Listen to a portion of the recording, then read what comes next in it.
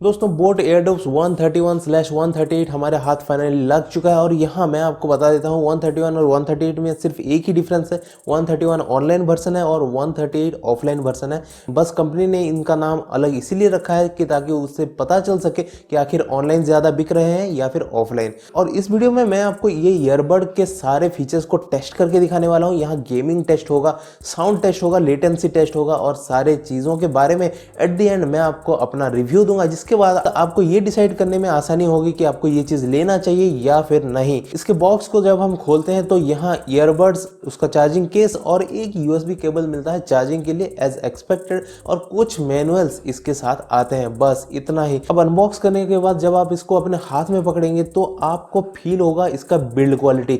इसके build quality के बारे में अगर आप मुझे पूछें तो मैं बताऊंगा कि इसका बिल्ड क्वालिटी ना ही उतना ज़्यादा प्रीमियम है और ना ही उतना ज़्यादा खराब है। इसके बिल्ड क्वालिटी को मैं अपर मिडिल क्वालिटी बोलूँगा, क्योंकि यहाँ ना ही बहुत ज़्यादा स्ट्रॉन्ग चीज़ें हैं और ना ही बहुत ज़्यादा सस्ती चीज़ें हैं और ना ही मीडियम चीज़ें हैं। यहाँ थोड़ा ज़्यादा क्वालिटी आपको मिलेगा और इसका केस काफ़ी ज़्यादा ग्लॉसी है। आप देख सकते हैं यहाँ ये मेरा लाइट को भी रिफ्लेक्ट कर रहा है और इसके अंदर के ईयरबड्स भी काफ़ी ज़्यादा ग्लॉसी हैं।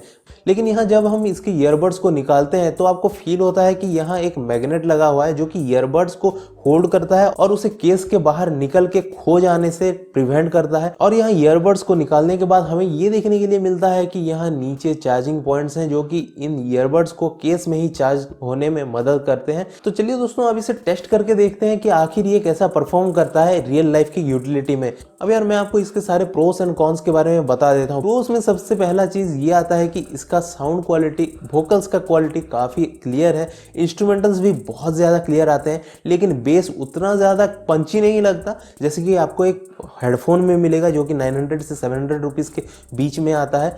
लेकिन बेस ऑप्टिमम मिल जाएगा, उतना ज्यादा खराब भी नहीं मिलेगा। और मैं अगर इसके स्वीट रेंज के बारे में बात करूं तो यहाँ 40 to 60% ऑफ वॉल्यूम में ये अपने पीक परफॉर्मेंस पर रहता है। उससे ज़्यादा मैं आपको तो रिकमेंड नहीं करूंगा, क्योंकि वो आपके कान के लिए भी हानिकारक है और फिर आपकी ईयरबड्स के बैटरी को भी काफ़ी ज़्यादा ड्रेन आउट कर देते हैं। अब अगर आप मुझे बैटरी की लाइफ के बारे में पूछेंगे तो मैं बोलूँगा यहाँ कुछ उतना ज़्यादा भी नहीं जा रहा है कि उतना कम भी नहीं जा रहा है। ये लगभग 8 to 10 आवर्स दे रहा है बैटरी बैकअप में। लेकिन अगर उसमें आप गेमिंग कर देते हैं तो वहाँ थोड़ा घट जाता है, 1-1.5 घंटा का बैटरी बैकअप घट जाता है, क्योंकि गेमिंग में बहुत ज़्यादा हाई स्पीड डाटा ट्रांसफर होता है। लेकिन दोस्तों अगर आप इसको गेमिंग पॉइंट ऑफ व्यू से देखें तो ये ईयरफोन या फिर ईयरबड जो भी आप बोलते हैं ये काफ़ी अच्छा है, क्योंकि ये इकलौता ईयरबड है जो मैंने टेस्ट किया है और इतने कम प्राइस में अवेलेबल है, लगभग 1200 से 1300 या फिर 1400 के बीच में। और यहाँ लेटेंसी बिल्कुल भी देखने के लिए मुझे नहीं मिली। अगर लेटेंसी कहीं पे आ भी जाती है तो वो बहुत माइन्यूट होती है, बहुत ही शॉर्ट लिव्ड होती है,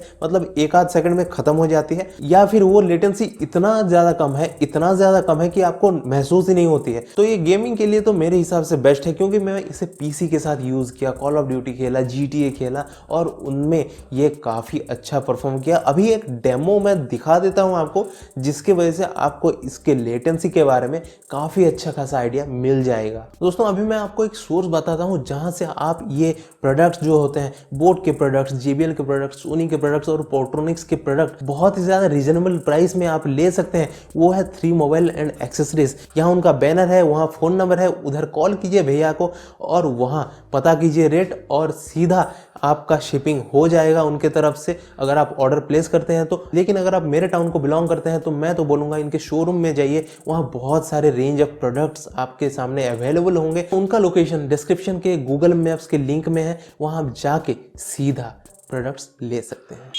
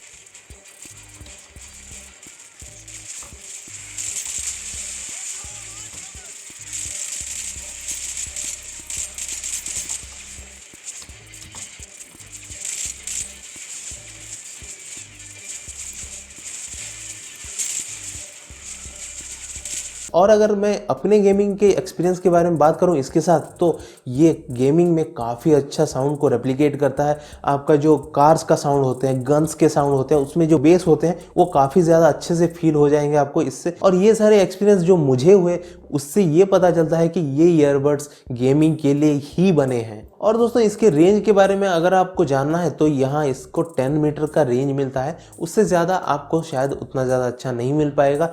मैं ओपन स्पेस में ट्राई नहीं कर रहा था, मैं घर के अंदर ट्राई कर रहा था, बीच में एक दीवार भी आ गया था, इसीलिए 10 मीटर्स का रेंज मुझे मिल गया और ओपन स्पेस में 12 to 15 मीटर्स मिल ही सकता है। नेक्स्ट यार अगर मैं इनके बटन्स के बारे में बात करूं तो आपको यहाँ बटन्स को क्लिक करने में खास ज़्यादा कुछ प्रेशर अप्लाई करने नहीं पड़ेंगे, जिसकी वजह से आपको काफ़ी स्मूथ एक्सपीरियंस मिलेगा। 1 क्लिक पॉज करने के लिए, 1 क्लिक प्ले करने के लिए और डबल क्लिक फॉरवर्ड और बैकवर्ड करने के लिए। और अगर आप इसके बटन को होल्ड कर देते हैं तो आपका गूगल असिस्टेंट या फिर जो भी असिस्टेंट आपके फ़ोन में है वो खुल जाएगा।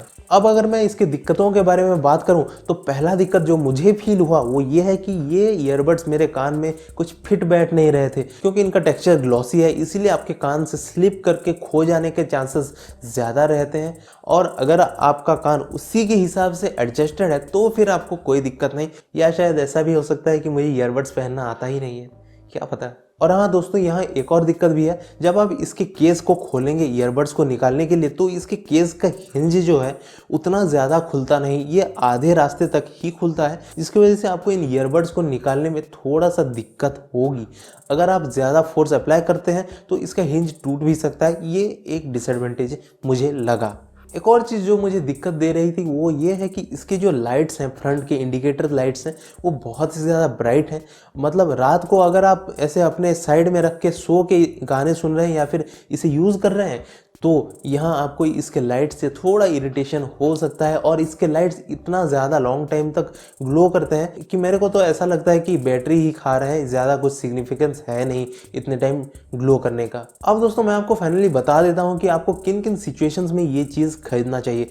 दोस्तों अगर आप गेमिंग फ्रीक हैं, गेमिंग ज़्यादा करते हैं और गेमिंग के लिए आपको एक सूटेबल ईयरबड चाहिए तो ये ईयरबड द बेस्ट है। लेकिन अगर आप म्यूज़िक सुनते हैं, ज़्यादा वोकल्स सुनते हैं, ज़्यादा इंस्ट्रूमेंटल सुनते हैं, लेकिन बेस आपके प्रेफरेंस और प्रायोरिटी में थोड़ा नीचे आता है तो ये ईयरबड्स आपके लिए सही है। लेकिन अगर आप इससे पंची बेस एक्सपेक्ट करते हैं तो ये आपको पंची बेस नहीं दे सकता, जो कि आपको 700 से 1200 रुपए के हेडफोन में मिल जाते हैं। अगर हम इसका कंपैरिजन करें रेडमी की ईयरबड्स 2C के साथ तो यहाँ रेडमी की ईयरबड्स में रेंज हल्का सा ज़्यादा मिलता है और उसमें वोकल्स क्लैरिटी इससे थोड़ा कम मिलता है, इंस्ट्रूमेंटल क्लैरिटी इससे थोड़ा कम मिलता है और यहाँ बेस भी रेडमी की ईयरबड्स 2C से थोड़ा ज़्यादा अच्छा मिलता है। और ऊपर से रेडमी ईयरबड्स 2C में गेमिंग में लेटेंसी तो देखने के लिए मिल ही जाती है। दोस्तों इसलिए मैं आपको बोलूँगा कि अगर आपको गेम खेलना है इस ईयरबड्स के साथ तो obviously this is the one for you. आज के वीडियो में बस इतना ही है। अगर आपको वीडियो अच्छी लगती है तो एक लाइक कर दीजिए। ऐसे रिव्यूज़ देखने के लिए, फुल ऑन टेस्टेड रिव्यूज़ देखने के लिए